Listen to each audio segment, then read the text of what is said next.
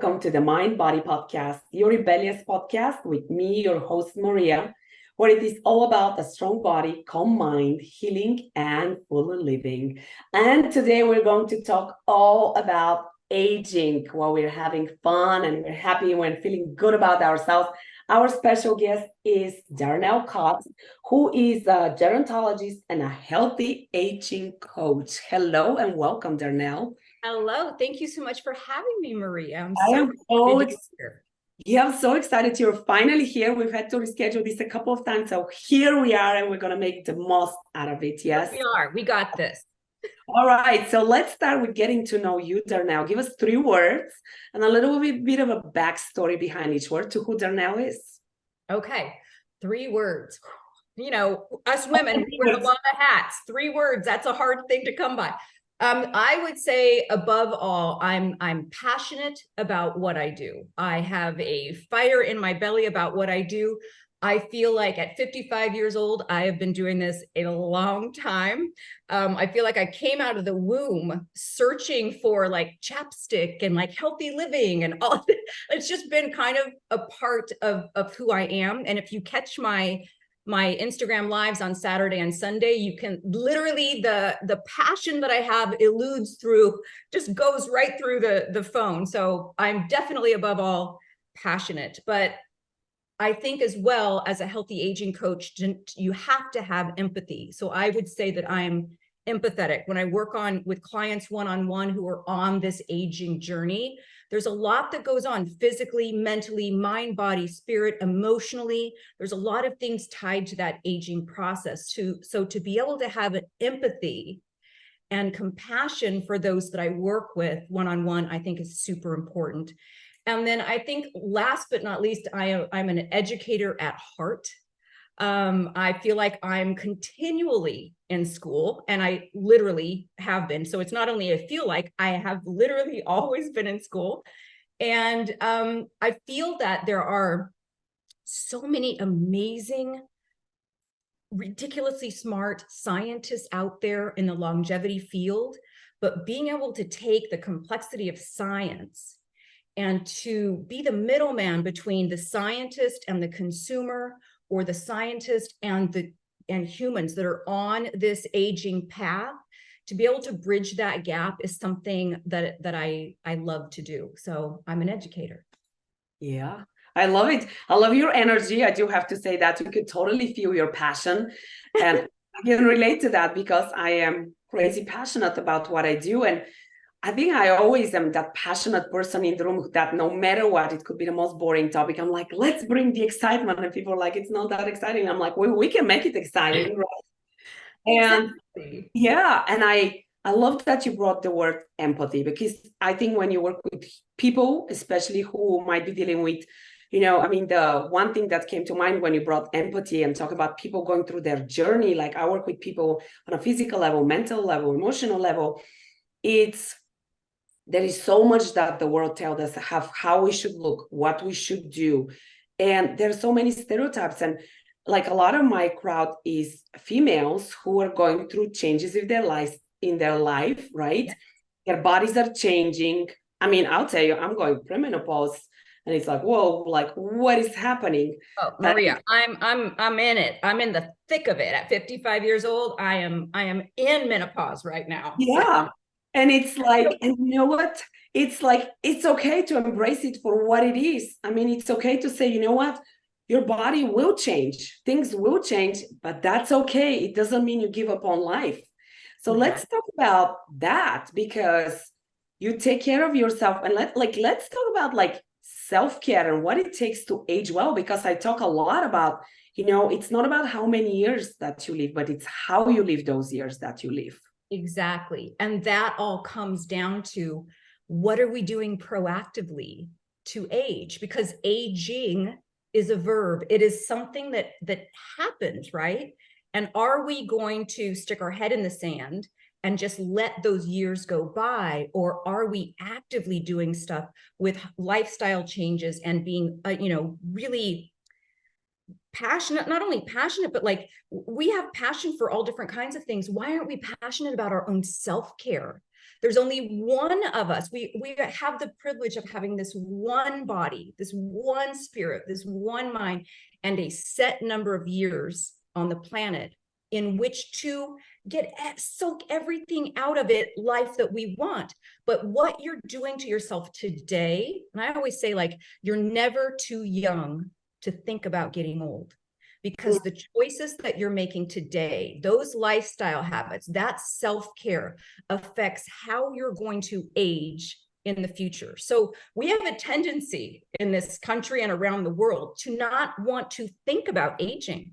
We put our head in the sand, and then we fast forward through menopause, and all of a sudden it's like we see a picture of ourselves, or we get a glimpse in a mirror, or dressing room mirror, or on just even, anywhere we get this glimpse of ourselves, and we're like, what the heck happened? It just went by. And so who is this person in the mirror? What happened to me? That is sticking your head in the sand and not really being aware of what happens in the aging process, and doing all that you can in the process of aging, because aging is that active verb. What are you doing actively to make your state when you're older to be the best that it can, extending not only the number of years on the planet, but the health that you're having in those years? So I like to explain it like, I want to extend people's lifespan, but also their health span, so that they're free of disability and pain and all of that right up until the end. Yeah. And my self-care list is long. I talk to my daughter, I have a teen, and I talk to her about lifestyle change, because, when you're young, you can eat whatever, you don't have to sleep, you can function just fine. When you hit like 40s and up, it's a very different ball game, right? You start seeing things changing, your body doesn't process things the same way. It's a different ball game. Yeah. However, and cardiovascular disease doesn't start in old age. Cardiovascular disease starts when you're young. So it's even if I can get my hands on a 20-year-old and say like, oh, let me help you live longer and better and look great while you're doing it. That's where I find like my passion. It's like those little things that you can change, because aging starts from the moment you're born. You know what? I tell that to my young clients, that as they're entering into adulting and as life gets busy and they're like, I don't know how to do that. I'm like, listen, life is only going to get busier. So the habits that you establish now that will help you feel good, be healthy. Yeah. It is so key, because what happens to a lot of people? They start figuring out, oh, I have to change my lifestyle because now I'm dealing with this chronic condition. And it's a reactive response to something versus a proactive.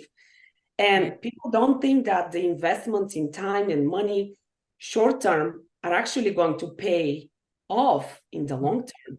100%. 100%. Right? What you think affects tomorrow. Yeah. So let's talk about the lifestyle habits that you work on with people, because I always tell people it's not that hard. It's the basics. Not only is it the basics, but when something becomes a lifestyle habit, it's not like you're having to even think about it. It's just living, right? So I live my life in a way that's different than a lot of people who have their head in the sand and they don't want to think about growing old. It's just, you have a choice in the morning. I have a choice in the morning. When I get up in the morning, I have a choice. Do I jump in the shower, in a nice, comfortable, warm shower and take my time? Or do I jump into a freezing cold shower for 3 minutes, which boosts my metabolism? The amount of time that I spend in the shower in the morning is probably much less than somebody taking a very warm shower. But it's those little tiny choices, right? That for me, that's not taking any more time. I'm taking a freezing cold shower. When I get out of the shower, I've got a red light panel there, which I'm big on red light therapy, because not only does it help the outsides with fine lines and wrinkles and skin tone and texture and all of that, but it helps on a cellular level. It helps on a cellular level with increasing ATP production and circulation and decreasing inflammation. So there's a lot involved in that. But while I'm putting on my skincare after my freezing cold shower, I've got red light therapy blasting on me. Doesn't take any more time than I would if I would normally put on my skincare. And then this is the part that I think is like, this is where I pull people in with skincare and then I get them to live longer. So My skincare routine, I've got like a whole calendar here. Oh, wow. This is Okay. my protocol for skincare. And the reason why I like to focus on skincare, as well as cardiovascular health, as well as bone density, as well as like stress relief. There's all these kinds of things that you can focus on that keep you living on the planet longer, right? But skin is our largest organ. And so if we're not giving it the self-care that it deserves, we're losing that opportunity to feel better about ourselves. Just like, you don't want to, what you're doing in your youth is lining your arteries and contributing to cardiovascular disease. How you're taking care of your skin now is going to affect what you look like when you're older. And what I've learned in my 55 years on the planet is, and with a graduate degree also in psychology, along with the gerontology, is that what we look like on the outside, good, bad, and ugly, is tied to how we feel on the inside. And if you can't really put those two and two together, think about like if you've had a really bad hair day, or like me, I just got done microneedling. I had a microneedling session yesterday, and I thought, do I cancel this podcast, or I just go like, nope, this is part of my life. I'm doing it. And here I am. So if you look at my neck, I've got like microneedling marks on me.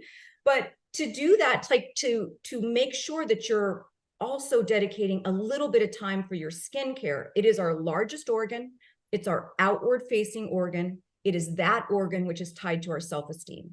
Nobody really says like, oh my gosh, you should look at my heart. You should look at my bone density. Yay, me. But when somebody walks out the door, you're like, my skin, my hair, like that is what we present to the world. And so it's closely tied to our self-esteem. You have a bad hair day, or if you've got like microneedling marks all over you, you've got like a pimple, you're not taking care of yourself, you're more likely to sit your butt down in front of Netflix and binge watch something while you're eating a tub of ice cream. But if you feel good about yourself on the outside, if you're taking care of your insides, you're taking care of your outsides, you're more likely to get to the gym, right? You're more likely to take care of what you're eating and things like that. So everything is all tied together. It's an inside out and an outside in approach to aging.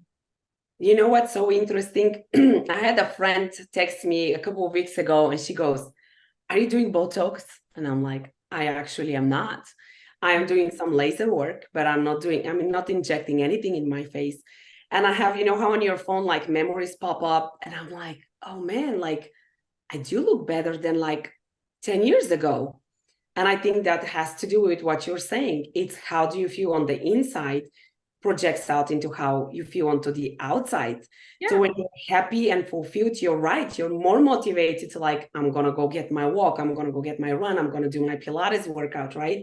Yeah. I'm going to be more conscious about like the choices that I make, and also be more aware of how my choices affect me, right? So I'm talking to my teen daughter. She's like, Mom, I'm breaking out. And I'm like, and she wants to buy these products, which I'm like, it's great. But what you have to realize is that your skin is also a reflection of what you put inside. 100%. What we eat and how we treat our body shines through our skin.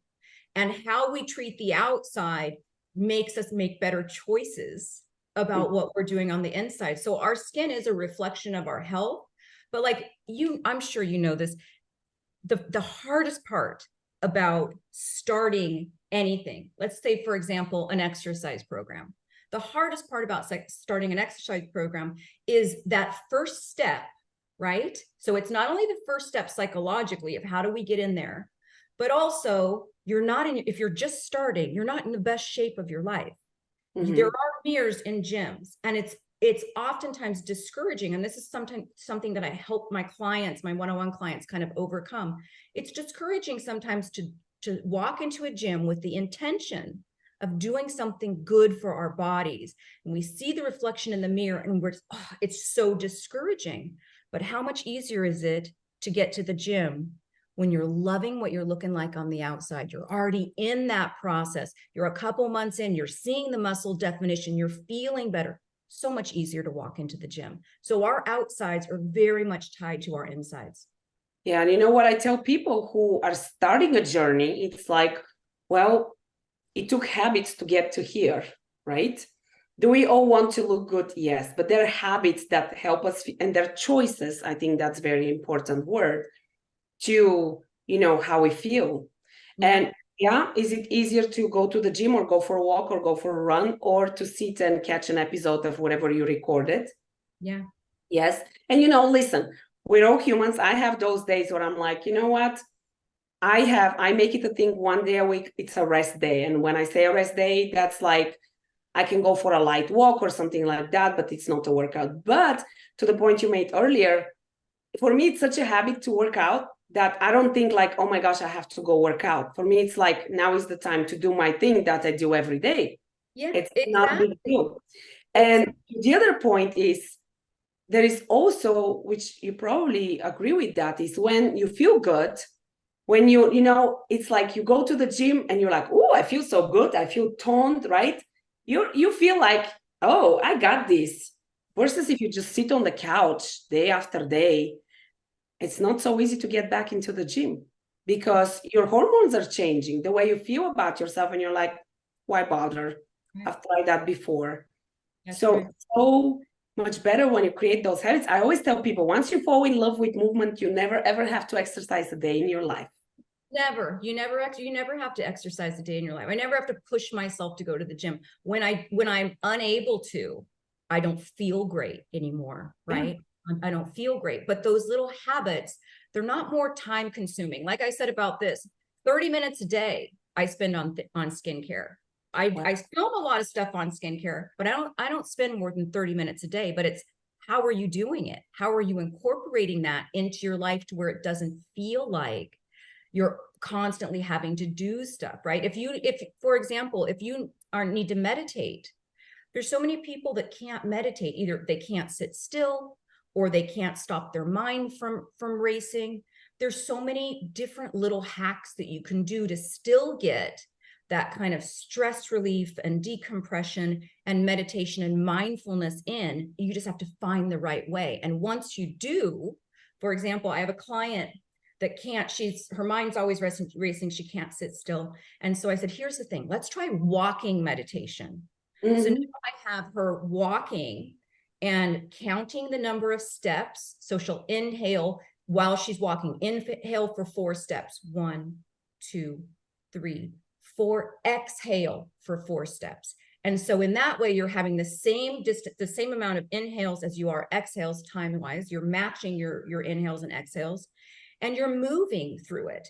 And so in counting and in moving, it's very hard, it's very difficult in counting and in moving and in breathing to then think about what do you have to get from the grocery store, right? So it's there's these little tiny hacks to get it to where you can incorporate healthy lifestyle hacks that aren't going to necessarily take you any more time or impinge on your life. It just becomes your way of life.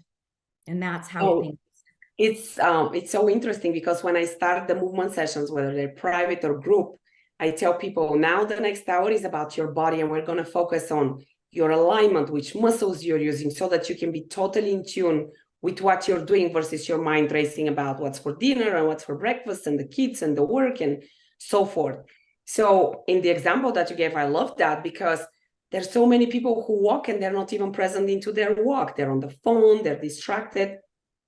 They're not even aware of the greenery around or the birds or the squirrels or anything that's happening around them. So getting the mind to focus on a particular activity. I mean, I'll tell you, I find this very calming. Just holding my cup and I have lemon inside and warm water. Yeah. And just like, I mean, that is so therapeutic to me and so relaxing. Does it take any more time? I'm doing it as we're speaking on a podcast recording, right?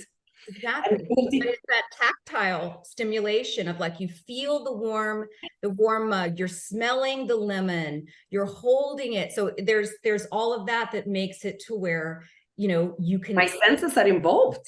Yeah. And the other thing I was going to throw out there is, so I'll tell you, my skincare does not take 30 minutes a day. I'm like, 30 minutes a day. I'm very intentional about my skincare and I have my routine, but I think it's also important to note about, you brought me meditation, is to find a routine that works for you, right?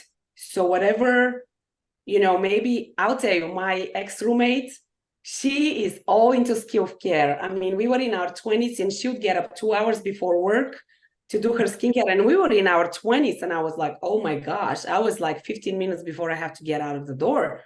Yes. But for her, skincare, and that was her like calming ritual, like her routine, something that works for her to this day.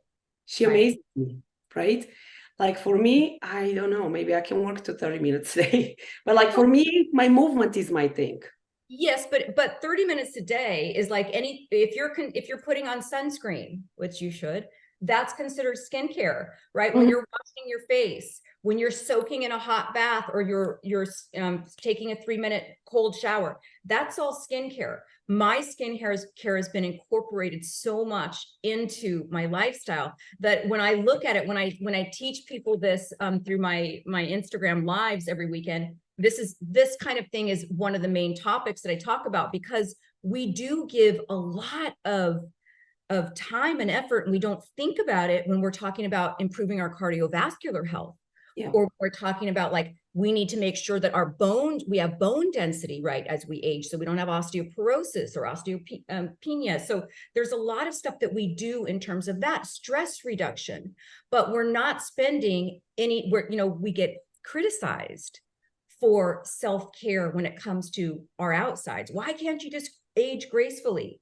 I'm aging as gracefully as a freaking ballerina at this point, because I'm doing all of the self-care. My head's not in the sand. I know exactly what's going on. I know how to take care of my bones and my brain health and my heart and my skin, which is its largest organ. Because if you don't think that your skin or your outward appearance is tied to what you do in the day, we've already discussed, it's so tied to what you do in the day, right? And that, when you get older, has to do with social connectivity and all of that stuff, that happens as we get older. We kind of lose that kind of social connection with a lot of things, a lot of people. And so making sure that we're not only taking care of our insides, but we're taking care of our outsides, because we know how those are connected, is super important. I think it's also very important in the context, especially of aging. I mean, your body changes, your skin changes, like things change. It's okay to want to look good. Yeah. It's okay. I was talking to a friend about swimsuits, and she said she's wearing, what is that called? Where the really low tankini, is that what it is called? Oh, the tankinis, yes. Yeah. And I was like, no. I was like, to me, that's like giving up. I was like, that's not the judgment. That's me. Like, Yeah. right? I want to be motivated to look and to wear my skimpy bikini. Don't judge me. That's how I feel good, right? And I think that's important.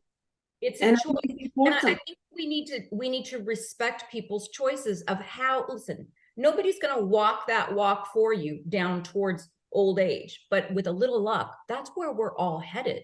We're going to be wrinkly old ladies one day, but how we feel at 80 or 90 or 100, how you and I feel is very different than if we weren't taking those healthy lifestyle choices. How we're going to look, how we feel, because it's all connected. If you think that what you ingest isn't connected with your skin, try giving up alcohol for 3 weeks and look at your skin.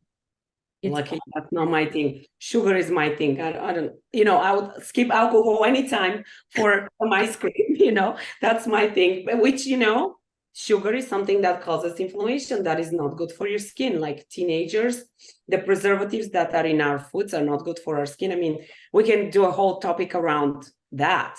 100%. And then how do you, because we want to live and we want those pleasures in life.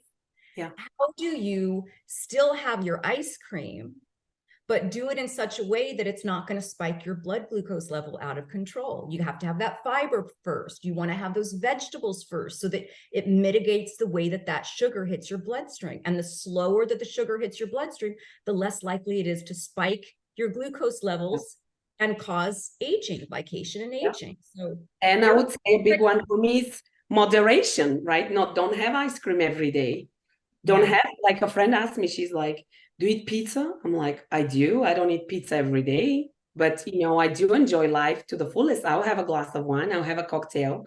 I'll have ice cream. And that's like the fun parts of life. I'm not going to skip on all of that to be a certain way, but it's a balanced act, right? It doesn't mean don't do this ever, don't do that. Like I'll never be that girl who never has ice cream No, to and bikini. I do a lot of posts on that. You know, there's only a handful of holidays that we have here in the States where it calls on you to eat, right? You're supposed to eat on these particular days, whether it's Labor Day or it's Christmas or Halloween. We've got the candy. Halloween with the And candy. that's okay. It's okay to do that. It gives you the opportunity for the other, 350 something days to be spot on with your diet, but we got to live. It's We about gotta live. That's important. Yes. So leave us with a piece of wisdom or a favorite quote, Darnell. Oh my God. I was going to say my favorite quote, but I don't know if this is the right place, but I'm Just go for it. I mean, this is the Rebellious podcast. There I are don't know no if it's a quote, but it's kind of my mantra. Oh, God, so embarrassing. My mantra is chin up, tits out. You got this. I like that. Chin up, tits out. You got this. Okay. We have something in the studio. We call it PTO, pop them out. So there we go. It's like it's kind of like you're going to be faced with, listen, life is not easy sometimes. It's just not easy. And so to have that mentality of like, I am a warrior. I'm a mother of 3. I'm 55 years on this planet. I have been through some shit, right? Like we all have, like women all have. And I think that if you can just face that day with chin up, tits out, I got this. I know I will get through this. You can face anything. It's so interesting that you say that, because sometimes you get with clients into conversation, but I'm a woman in a men's world and all of that stuff. And I'm like, you know what? You've got boobs, perk them up. Moving forward. I mean, and I believe that, like own it. You've got boobs, own it and move forward. And life will be so much more beautiful when you own it. Yeah. So exactly. high five. I like that. All right. Tell us, Darnell, what is your definition of rebellious? I think, rebellious is going against the status quo, right? And I think that there is such pressure on women to age gracefully. And I feel like aging gracefully needs to be redefined in the 21st century. Because it's not about just letting yourself go. Letting yourself go is not aging gracefully to me. That's being in denial that we're going to end up 80, 90, 100 years old. And so if you have that mindset of this is where I'm going, what is the healthiest way for me to get there and be intact at the same time? I mean, I think that the whole notion of I should be ashamed to take care of my outsides I think is such bullshit. Because it is our skin and our outward appearance. With a graduate degree in psychology, I know how important that is to movement, to health, to choosing what we put in our mouths. I think it's also important, but being rebellious in the face of people saying, why don't you just age gracefully? Why don't you just age gracefully? And having to stand up and say, I am. It might be a different path than you, but that's exactly what I'm doing. That I think is rebellious. I agree. And it's so interesting because I've never thought about aging gracefully the way you define it. And I actually use that, aging gracefully. And to me, actually, aging gracefully is take care of yourself, prioritize yourself, feel good about yourself. So it's very interesting how, we mean the same thing, but our definitions of different. Yeah, I'm all for feeling good. I mean, one of my taglines is, what was the last time you felt really good? It's as basic as that. I feel really good now being here with you. Yeah, this was such a great episode. I love it. Darnell, tell people where again they find you online. Well, I'm all over the place on social media at Live Young Lifestyle. I mostly hang out in Instagram, but you can find me on liveyounglifestyle.com, my website. And I'm live every Saturday and Sunday at 11 a.m. Pacific Standard Time on Instagram Live. So that's where I'm really finding my passion as an educator. So I hope to see you guys there. Fun. Darnell, thank you so much for your time being here and for sharing your energy and enthusiasm and passion. Do hope, especially you ladies, enjoy that, because I totally did. And you guys know, if you have any questions, certainly ask them. Darnell, thank you again. And you guys know the spiel. Stay rebellious. We'll see you next time. Can't get enough of those rebellious conversations? Do make sure you subscribe, like, and share with your friends.